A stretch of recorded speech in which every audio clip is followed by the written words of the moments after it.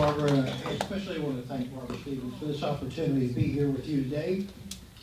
And I want to thank my friend Sully Grasso, our sort of videographer, for his assistance in making this presentation on videotape that will be placed on YouTube.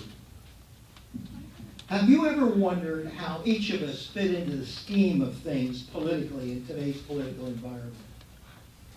You know, after many hours of watching both the Democrats and the Republican contenders go after each other with a vengeance, and seeing how they individually and collectively can motivate millions of people to their cause, although informative, kind of made me feel somewhat inferior as an individual within the total scheme of things. You know, Trump's demonstrating how the whole system is totally corrupt, and only the big money brokers and their lobbyists win and control the system. Bernie Sanders, a hardcore socialist, essentially said the same thing. And they're both right. Those of us who believe in the principles upon which, for example, the Tea Party and 9/12ers were formed, saw in 2008 a change that was being made with the collective efforts of both the Tea Party's 9/12s and the Republican Party to take control of the Congress of the United States. And it was the Tea Parties throughout the nation that were the key to that success. And yet we put both John Boehner and Mitch McConnell in power, controlling the whole Congress of the United States, for which they did absolutely nothing with the power that was given to them except to play Obama's game. Now, this is relevant into what I'm about to tell you on other aspects. But it's not Obama's game. It's a game of the most powerful super money interests that have controlled both political parties and their leaders for more than a century. The current threat to America comes not from without, but mainly from within. And it's not necessarily from foreign sources, although we'll be talking about Islamic interests and radical Islamism. We have leadership that ignores the God of our founders, who were the reason we have so much prosperity today. Now we're living in a time when our freedom is slipping away and causing some people to be discouraged and wanting to almost give up on America. Each year we celebrate the birthday of this nation in the midst of numerous threats that could bring about the demise of this great country in the history of this world. The threats we are facing today emanate from within, not just ISIS.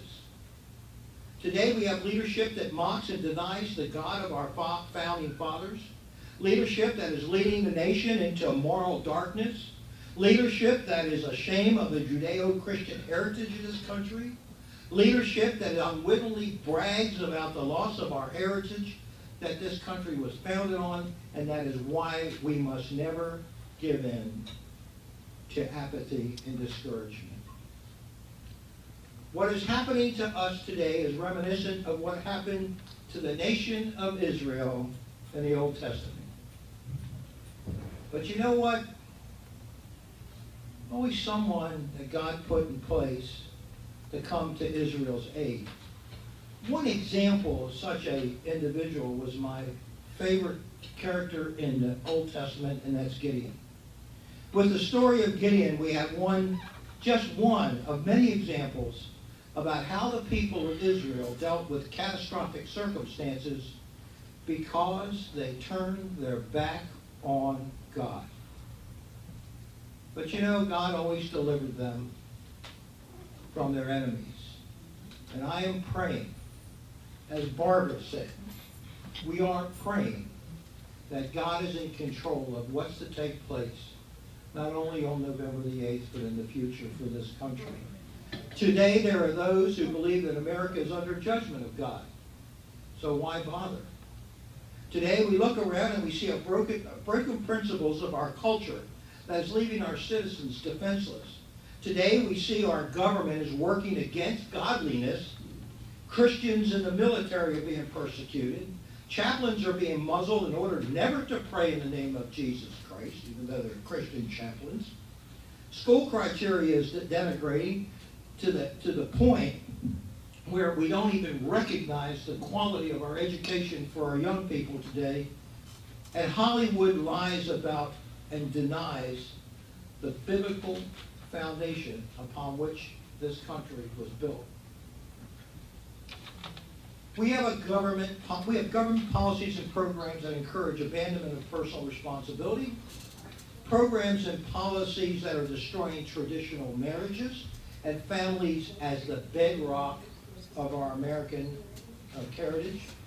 We have courts that are pulling the rug out from underneath American families. We put "In God We Trust" on our money. But unfortunately, it appears that we're trusting more in the money than in the God we should be trusting. The foundation of our society is broken, leaving children defenseless. Government is broken, is completely broken. The structure of our economy is broken. And now our political parties are broken, and there's only one way to look: up. You know, in times like these, we have real hope in seeing miracles again. Many religious pastors and leaders are the greatest culprit in America because they have failed to proclaim the truth. You know, it is once said that as goes the pulpit, so goes the pew, and as goes the pew, so goes the nation. Now, we've had Mark Phillips here talking to you in the past about what they're trying to do within the Republican Party nationally and with regard to pastors and coming forward on their pulpit and talking about what is really happening. It is a time for religious leaders to repent and turn to the Bible and God for guidance. I don't know how many of you remember this, but on July 4th, 2010, Dr. Charles Stanley, pastor of the First Baptist Church in Atlanta, courageously presented his sermon titled "Turning of the Tide," wherein he foretold of what was happening to our fundamental freedoms and our constitutional rights and our economy, and how those are in control in Washington, and how they're destroying the American foundation that was created by our founding fathers. Oh yes, a number of people in his congregation, as well as not only in Atlanta, but his worldwide television congregation, disassociated themselves with Dr. Stanley, primarily because they viewed his actions and comments on July 4th, 2010, as being anti-Obama. Well, he never mentioned Obama's name, but he sure mentioned Obama's plan. By the way, that sermon, which is 55 minutes long and well worth watching, can be seen on our website, exposepubliccorruptors.org. Exposepubliccorruptors.org. I've got some cards up there at the table for you to take with you with regard to access to that website. But I'll tell you, I applaud Dr. Stanley for his courage to stand up for the truth so it could be heard. I pray that he and other religious leaders in our nation will continue to stand up against ungodly socialism that continues to spread through Democratic Party in our country like a cancer. And it began in earnest following the Russian Revolution through the efforts of the American Communist Party, and has been gaining political strength in this country ever since. Throughout his professional and political career, President Ronald Reagan had been a staunch anti-communist. When, as president, he saw the weakness of the Soviet economy and that they were on the brink of total economic collapse, he and his team made the Russians an offer they couldn't refuse. And like the walls of Jericho, the walls in Berlin started to come down. Soviet General Secretary of the College, Gorbachev, realized that Marxist communism simply does not work. Unfortunately, other communist leaders in the world have yet to see their economic system simply does not work. President Obama and Hillary Clinton are cut from the same cloth. They are, as was previously mentioned, Alinsky-trained anti-American radicals. My dear friends, we just get one more shot at making America great again. And that's through Donald Trump. We all support the person selected to be our standard bearer in the Republican Party. We must encourage everyone we know to get out and vote for Donald Trump on November the 8th. The Democrats know their base and how many votes are in that base. Right. And they are scared of this new anti-establishment base promoted by Mr. Trump because it trumps, no pun intended, their base, and they know it. That is why the liberal mainstream media will do everything in their power to demonize our Republican candidate. You see that every day on television and in the newspapers. We must meet them head on and beat them at their own game. Remember, these are the subversives my father warned me about in 1968 when he was a leader of the Democratic Party in the great state of Maryland, when he came to me and said he was switching to Republican because his beloved party had been taken over by subversives.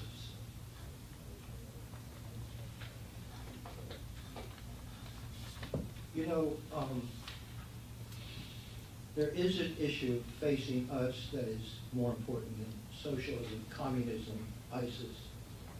It's a conspiracy that goes beyond the Republican platform or even the Democratic platform for American politics. There is a threat of international globalism, also known as the New World Order. And President Obama, Hillary Clinton, and many other Democrats, and let me say also Republicans, are committed to this effort. That is why Donald Trump is such a threat to this effort when he exposes NAFTA for what it is, and he exposes the trans partnership, Trans-Pacific. TPP, I keep getting that mixed up, partnership. And it's most disturbing, unfortunately, that someone that we cared so much about for so long, the Bush family, are mixed in with the Clintons on this international globalism for New World Order, as are many of the key players that were in both the Clinton and Bush administration.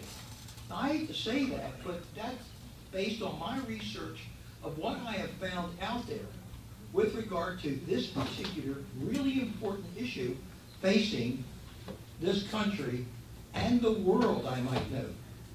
What is globalism? Let me just digress a second. What is this international globalism? What it is a one world market. That's fine. We should have trading partners. We should be able to mix with others, as long as it doesn't adversely affect the economic base of the United States and the employment of the American people, which unfortunately is doing right now with NAFTA. But it's more than that. The next phase of this is Agenda 21, and that is which starts to give the United Nations power over the sovereignty of its member nations. One need only look at the European Union and what it did in the United Kingdom in connection with overriding the judicial decisions of the highest courts of England with the Hague European Union authority over the judicial decisions in the United Kingdom. You ever wonder why in the past 8 years George Bush had nothing to say about our socialist Islamic president who has worked to reduce America to a second-rate nation. Now, this is critical to the whole international globalist movement. Mr. Bush was showing Mr. Obama some degree of professional courtesy and allowing him the time and space to carry out his first agenda.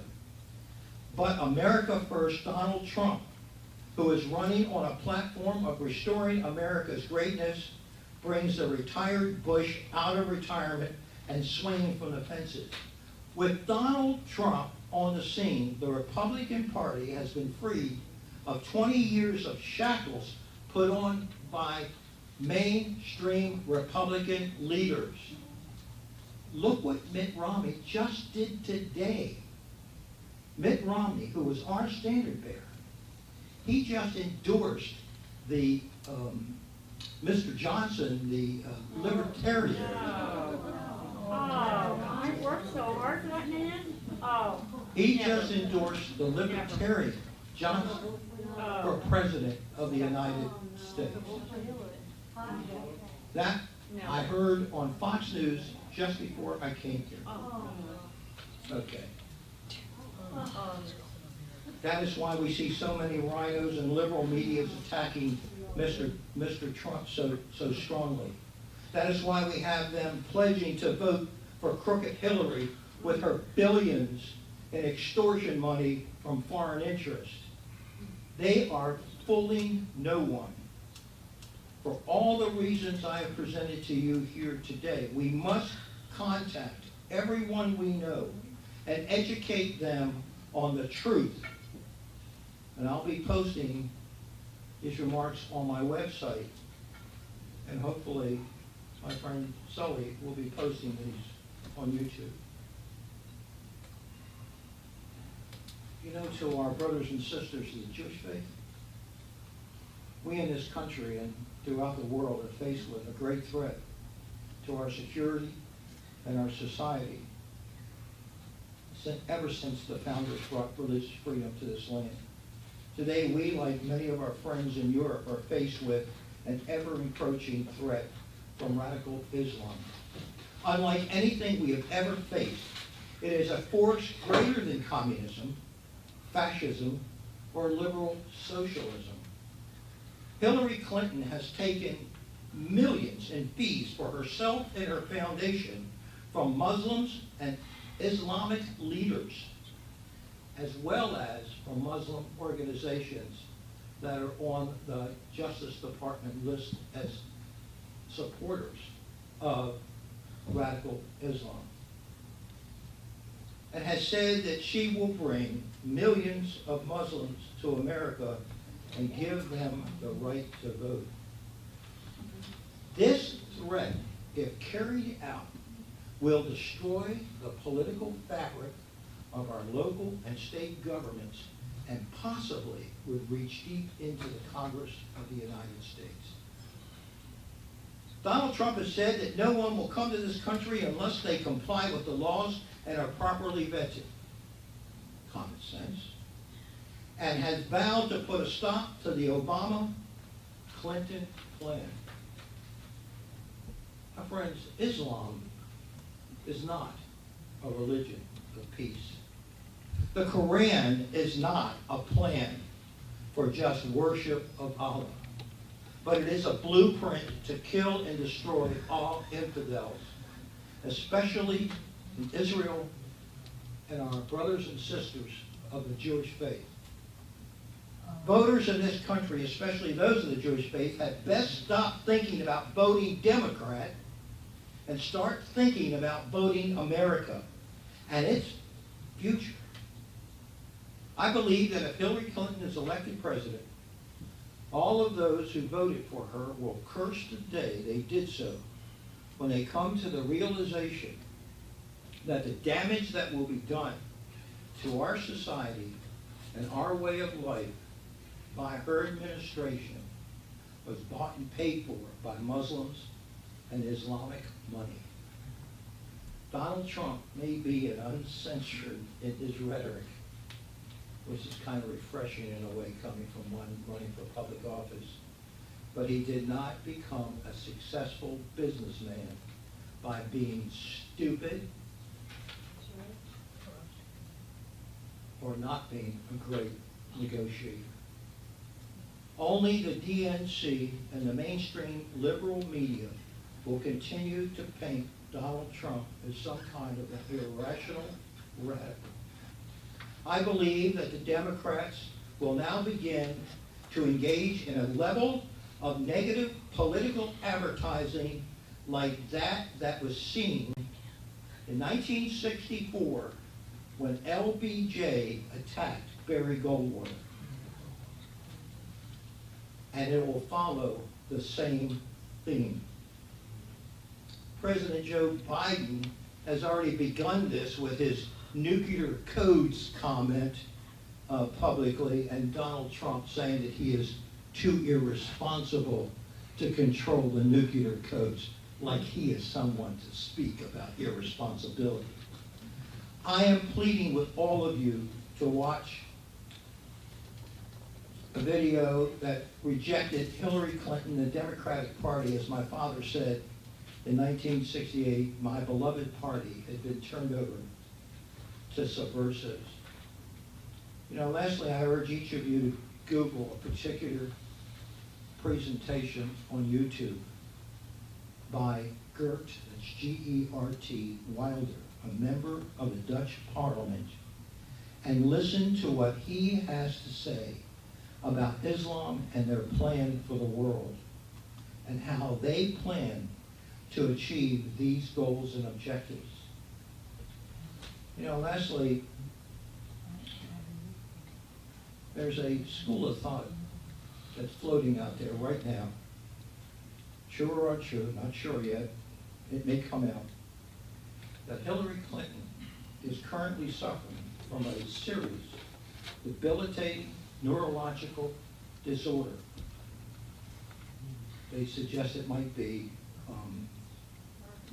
Parkinson's, acute Parkinson's, and that she's not going to be able to fulfill her responsibility. It's not important for the Democrats to have Hillary in there. It's important for the Democrats to have a Democrat in there. They don't care who it is, as long as they can control that office. But each of us, collectively and individually, can put a stop to it if we put forth a maximum effort from this day forward until the day of that election to see that the Democrats do not take the electoral votes from Florida. I'm going to be up in Georgia.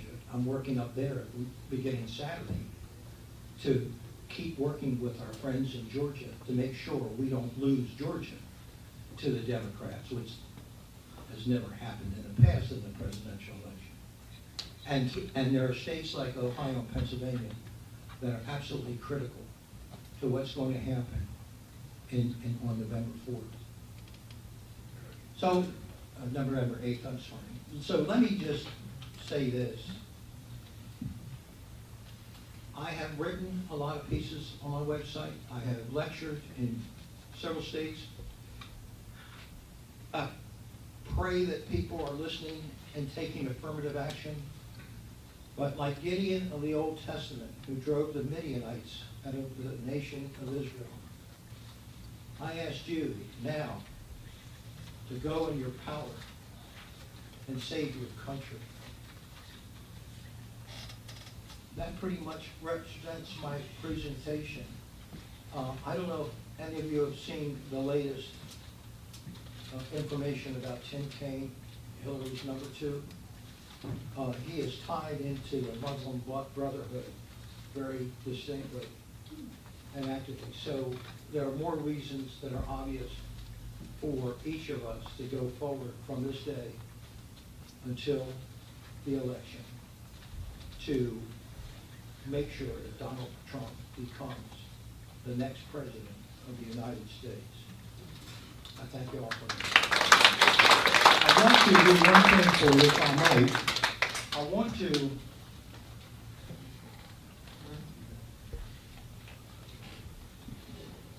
you to play this short video on, I hope you can hear it.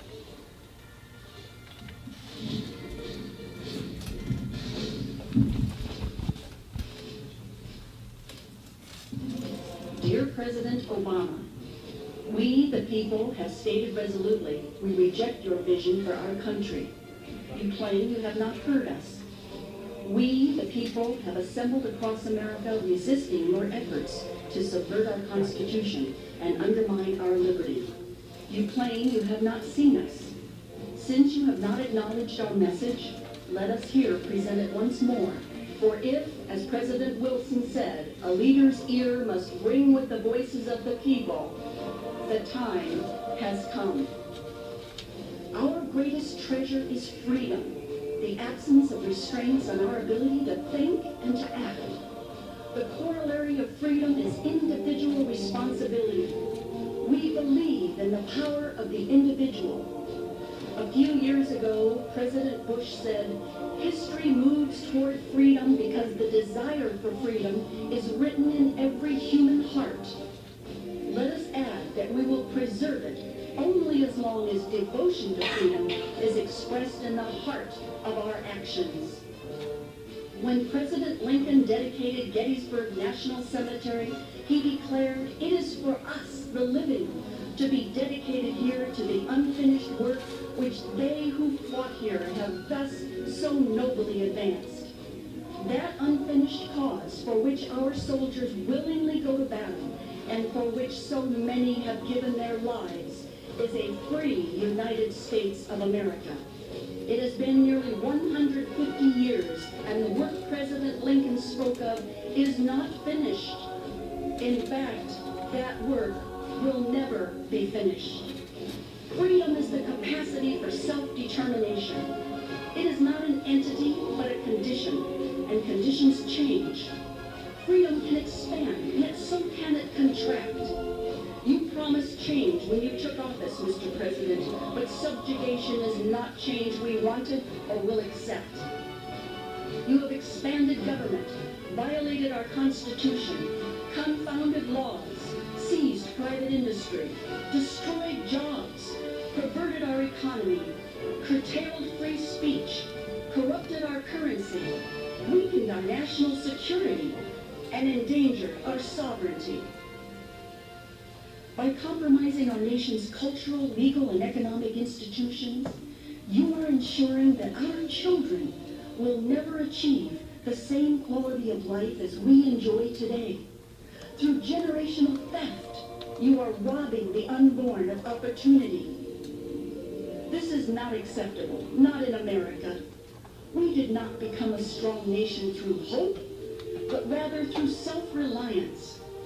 No one better understands the relationship between individual achievement, dignity, and strength than our armed forces.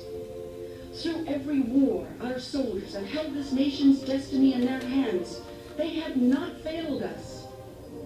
They cherish freedom enough that they are willing to die for it. Our duty to them and to ourselves is to treasure freedom enough to live up to it. We accept the challenge, Mr. President. That is why we are assembling across the land to deliver our message to you as often and in every way we can. Dismiss us at your political peril. Our great nation is a republic. We will not accept tyranny under any guise. Your policy to redistribute the fruits of our labor is statism and will not be tolerated. By our honor, Mr. President, we vow forever to resist coercive government in America. Patriots will not stand silent as you attempt to dismantle the greatest nation on earth. We, the people, will defend our liberty.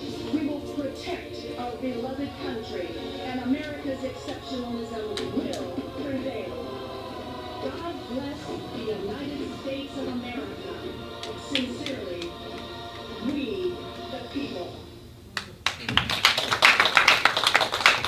That was written by a dear friend, Sharon Candid Cook, 2009, from California. She's from Los Angeles.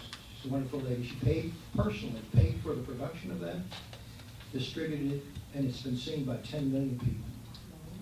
I'm just giving Barbara a personal copy of it, the disc, and as Sharon says, may God bless the United States of America. I thank you all very much.